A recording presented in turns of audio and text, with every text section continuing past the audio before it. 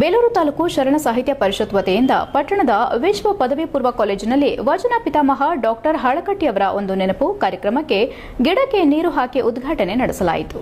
12ನೇ ಶತಮಾನದಲ್ಲಿ ಬಸವಣ್ಣನವರು ವಚನ ಸಾಹಿತ್ಯದ ಮೂಲಕ ನಡೆಸಿದ ಕ್ರಾಂತಿ ಕನ್ನಡ ಸಾಹಿತ್ಯವನ್ನು ವಿಶ್ವ ಮಟ್ಟಕ್ಕೇರಿಸಿದ ಕೀರ್ತಿ ವಚನ ಸಾಹಿತ್ಯಕ್ಕೆ ಸಲ್ಲುತ್ತದೆ.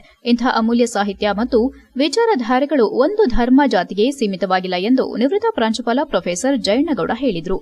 ಬೇಲೂರು ಪಟ್ಟಣದ ವಿಶ್ವ ಪದವಿ ಪೂರ್ವ ಕಾಲೇಜು ಸಭಾಂಗಣದಲ್ಲಿ ತಾಲೂಕು ಶರಣ ಸಾಹಿತ್ಯ ಪರಿಷತ್ ವತಿಯಿಂದ ಹಮ್ಮಿಕೊಂಡ ವಚನ ಪಿತಾಮಹ ಡಾಕ್ಟರ್ ಹಳಕಟ್ಟಿಯವರ ಒಂದು ನೆನಪು ಕಾರ್ಯಕ್ರಮದಲ್ಲಿ ಉಪನ್ಯಾಸ ನೀಡಿದ ಅವರು, ವಚನ ಸಾಹಿತ್ಯಕ್ಕೆ ಮಾಂತ್ರಿಕ ಶಕ್ತಿಯಿದ್ದು ಮಾತಿಗೂ ನೀತಿಯ ಚೌಕಟ್ಟು ಕಟ್ಟಿದವರು ವಚನ ಸಾಹಿತ್ಯಗಾರರು. ಇಂತಹ ಮಹತ್ವಪೂರ್ಣ ವಚನ ಸಾಹಿತ್ಯಕ್ಕೆ ಸಾಂಘಿಕ ಶಕ್ತಿ ನೀಡಿದ್ದು ಡಾಕ್ಟರ್ ಹಳಕಟ್ಟಿಯವರು ವಚನ ಸಾಹಿತ್ಯವನ್ನ ಸಂಶೋಧಿಸಿ ಸಂಪಾದನೆ ಮಾಡಿ ಪ್ರಕಟಿಸಿದ ಮೇಲೆಯೇ ಬಸವಾದಿ ಶರಣರು 12ನೇ ಶತಮಾನದಲ್ಲಿ ಮಾಡಿದ ಸಾಮಾಜಿಕ ಕ್ರಾಂತಿಯ ಮಹತ್ವ ಹೆಚ್ಚು ಜನರಿಗೆ ಪರಿಚಯ ಮಾಡಿದ ಕೀರ್ತಿ ಹಳಕಟ್ಟಿಯವರಿಗೆ ಸಲ್ಲುತ್ತದೆ ಎಂದರು.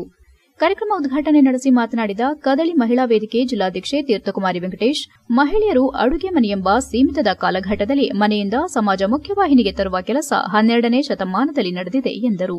ತಾಲೂಕು ಶರಣ ಸಾಹಿತ್ಯ ಪರಿಷತ್ ಅಧ್ಯಕ್ಷ ಹೆಬ್ಬಾಳು ಹಾಲಪ್ಪ ಮಾತನಾಡಿ, ವಚನ ಸಾಹಿತ್ಯದ ಅಧ್ಯಯನದಿಂದ ಅರಿವು ಜಾಗೃತಗೊಂಡು ಬೆಳಕು ಮೂಡುತ್ತದೆ.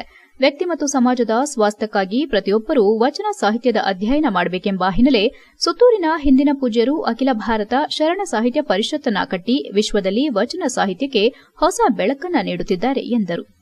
ಕಾರ್ಯಕ್ರಮದಲ್ಲಿ ತಾಲೂಕು ಶರಣ ಸಾಹಿತ್ಯ ಪರಿಷತ್ತು ಗೌರವಾಧ್ಯಕ್ಷ ಸಿಎಂ ನಿಂಗರಾಜ್, ಜಿಲ್ಲಾ ಉಪಾಧ್ಯಕ್ಷ ಬಿಎಲ್ ರಾಜೇಗೌಡ, ಉಪಾಧ್ಯಕ್ಷರಾದ ಮಾ ಶಿವಮೂರ್ತಿ, ಗೀತಾ ಶಿವರಾಜ್, ಘಟಕದ ಅಧ್ಯಕ್ಷೆ ವಿನುತಾ ಧನಂಜಯ್, ಯುವ ಘಟಕದ ಅಧ್ಯಕ್ಷ ಚಂದನ್ ಕುಮಾರ್, ಪ್ರಧಾನ ಕಾರ್ಯದರ್ಶಿ ಬೊಮ್ಮಡಿಹಳ್ಳಿ ಕುಮಾರಸ್ವಾಮಿ, ಉಪನ್ಯಾಸಕ ಧನಂಜಯ್, ಮಲ್ಲಿಕಾರ್ಜುನ್ ಇನ್ನು ಮುಂತಾದವರು ಹಾಜರಿದ್ದರು. HCN news Belur.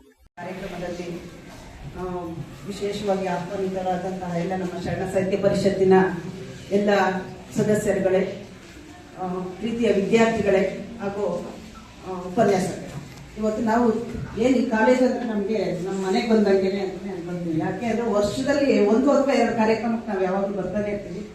ಆ ಕಾರ್ಯಕ್ರಮಗಳನ್ನು ಮಾಡ್ತಾನೆ ಇರ್ತೀವಿ. ಪರಿಸರ ದಿನಾಚರಣೆ ಇರ್ಬೋದು, ಶರಣ ಸಾಹಿತ್ಯ ಪರಿಷತ್ತಿನ ಕಾರ್ಯಕ್ರಮ ವರ್ಷದಲ್ಲಿ 1 ದಿವಸ ಇದ್ದೇ ಇರುತ್ತೆ. ಅದಕ್ಕೆ ನಮ್ಮ ಜಯಣ್ಣಗೌಡರಿಗೆ ನಾನು ನಮ್ಮ ಏನು ಶರಣ ಸಾಹಿತ್ಯ ಪರಿಷತ್ತಿನ ಪರವಾಗಿ ಅವ್ರಿಗೆ